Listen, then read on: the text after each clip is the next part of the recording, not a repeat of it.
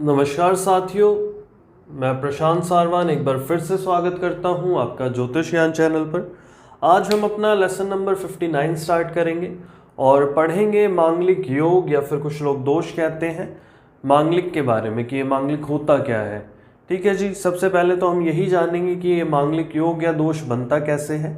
फिर हम बात करेंगे कि ये जो योग है या दोष है ये भंग कैसे हो जाता है, और हम इस बारे में भी चर्चा करेंगे कि जो हमारे समाज में भ्रांतियाँ फैली हुई है कि मांगलिक की शादी मांगलिक से ही होनी चाहिए, या फिर मांगलिक की शादी नॉन मांगलिक से हो गई तो डाइवोर्स हो जाएगा या कोई एक बीमार हो जाएगा या मर जाएगा, और भी बहुत सारी ऐसी हमारे समाज में प्रचलित है।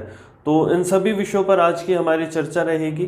तो आज की क्लास को मैं स्टार्ट करूं उससे पहले आप लोगों से रिक्वेस्ट करूंगा आप चैनल को सब्सक्राइब कर लें, बेल आइकन पर क्लिक कर लें, ताकि भविष्य में हमारी जितनी भी वीडियोस आने वाली हैं उनकी नोटिफिकेशन आपको मिलती रहे। आसानी से आप हमारी वीडियोस को देख सकें, इनका लाभ उठा सकें, व ज्योतिष सीख सकें। तो जानते हैं कैसे बनता है ये मांगलिक योग, या किसी को मांगलिक हम कैसे कहेंगे। तो आप जानते हैं ये पहला भाव है, प्रथम भाव है। मैंने यहाँ कोई नंबर नहीं लिखे हैं, कोई राशियाँ नहीं लिखी है। आप जानते हैं कि भाव कभी नहीं बदलते, राशियाँ बदलती है। मान लीजिए पहला भाव है तो यहाँ पर मैं 2 नंबर लिख दूँ तो ये वृष राशि हो जाएगी, 1 नंबर लिख दूँ तो मेष राशि हो जाएगी। तो कुंडली के पहले भाव में, चौथे भाव में, 7वें भाव में, 8वें भाव में और 12वें भाव में मंगल हो तो ऐसा व्यक्ति मांगलिक होगा। हालांकि ये योग भंग भी हो जाता है, कमज़ोर भी हो जाता है, उसको भी हम जानेंगे। पर पहला पॉइंट हमारा यही है कि पहले, चौथे, 7वें, 8वें और 12वें भाव में यदि मंगल है तो ऐसा व्यक्ति मांगलिक होगा। इसे आपको लग्न कुंडली में भी चेक करना है और चंद्र कुंडली में भी चेक करना है। मान लीजिए व्यक्ति केवल लग्न कुंडली से मांगलिक है तो हम कहेंगे कि ये निम्न मांगलिक है। यदि लग्न और चंद्र से दोनों से मांगलिक है तो हम कहेंगे जी ये पूर्ण रूप से मांगलिक है। या फिर लग्न या चंद्रमा में से किसी भी एक कुंडली से मांगलिक है तब भी हम कहेंगे कि ये निम्न रूप से मांगलिक है। तो आपने जाना कि ये मांगलिक दोष या योग बनता कैसे है। अब समझेंगे कि ये भंग कैसे हो जाता है। तो मैंने यहाँ कुछ पॉइंट्स लिखे हुए हैं, आप इन पॉइंट्स को देखें। तो जो सबसे पहला पॉइंट है मैंने लिखा है कि सप्तमेश स्वग्रही हो। तो सप्तमेश यदि अपनी खुद की राशि में हो। दूसरा, सप्तमेश उच्च का हो। मैं एग्जाम्पल देकर भी समझाऊंगा, आप पहले इन पॉइंटों को पढ़ें। मंगल के साथ गुरु हो या फिर मंगल को गुरु देखें। मंगल 1, 8, 10 राशि में हो। मंगल अस्त हो। मंगल चलित कुंडली में स्थान बदल ले। चलित कुंडली के विषय में अभी तक मैंने नहीं पढ़ाया है, आगे मैं आपको पढ़ाऊंगा इस बारे में। पर अभी आप इस पॉइंट को याद रखें कि यदि मंगल चलित कुंडली में स्थान बदल ले तो ऐसे में भी मांगलिक योग या दोष भंग हो जाता है। आप अपने सॉफ्टवेयर में यदि कोई कुंडली खोलेंगे तो वहाँ एक चलित कुंडली भी मिलेगी आपको, जिसमें कुछ ग्रह आगे या पीछे हो सकते हैं लग्न कुंडली से। मान लीजिए कि लग्न कुंडली में मंगल पहले भाव में है तो हो सकता है चलित में मंगल यहाँ हो या यहाँ हो, तो उसे हम चलित में इस प्रकार से चेक कर लेंगे। तो अब बात करते हैं सप्तमेश स्वग्रही हो कैसे होगा। मान लीजिए मैं इस कुंडली को मेष लगन की बना देता हूँ। यहाँ 1 नंबर लिखा है और यहाँ लिखा है 7 नंबर। 7 नंबर माने तुला राशि। यदि शुक्र यहीं पर आकर विराजमान हो जाए तो हम क्या कहेंगे कि मांगलिक दोष भंग हो गया या मांगलिक योग भंग हो गया। मैं लिख देता हूं यहां पर शुक्र को। लीजिए देखिए, मान लीजिए शुक्र यहां आ जाए। उसके अलावा यदि सप्तमेश उच्च के हों तो मेष लगन की कुंडली पर ही देखते हैं, हम इसे बदलेंगे नहीं। आप जानते हैं कि जो शुक्र है वो 12 नंबर राशि माने मीन राशि में उच्च का होता है।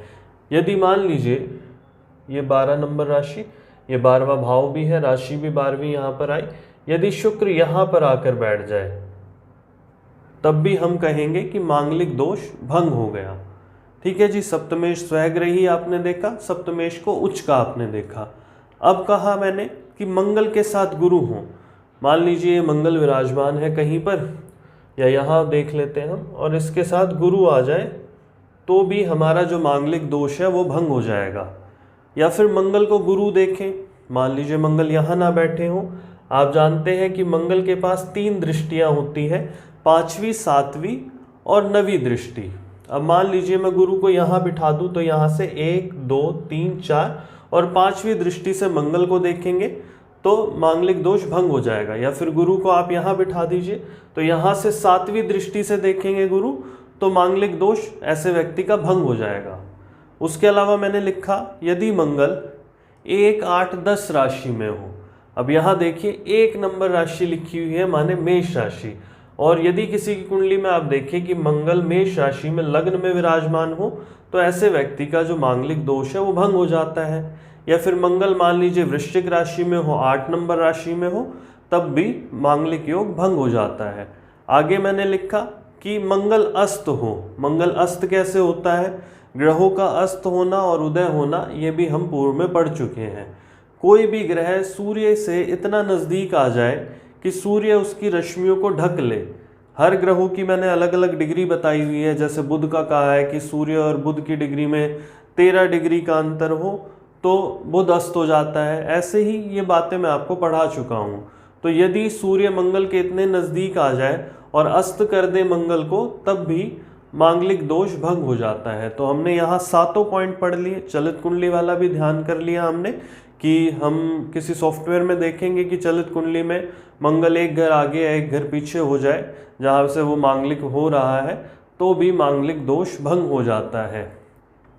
तो आपने जाना कि मांगलिक दोष बनता कैसे है और ये भंग कैसे हो जाता है या ये कमज़ोर कैसे हो जाता है। अब 1-2 बातें और करते हैं। कुछ लोग कहते हैं कि 28 साल के बाद मांगलिक दोष भंग हो जाता है। देखिए बिल्कुल गलत सूत्र है। आप खुद सोचिए, क्या 28 साल के बाद मंगल अपना स्थान चेंज कर लेगा?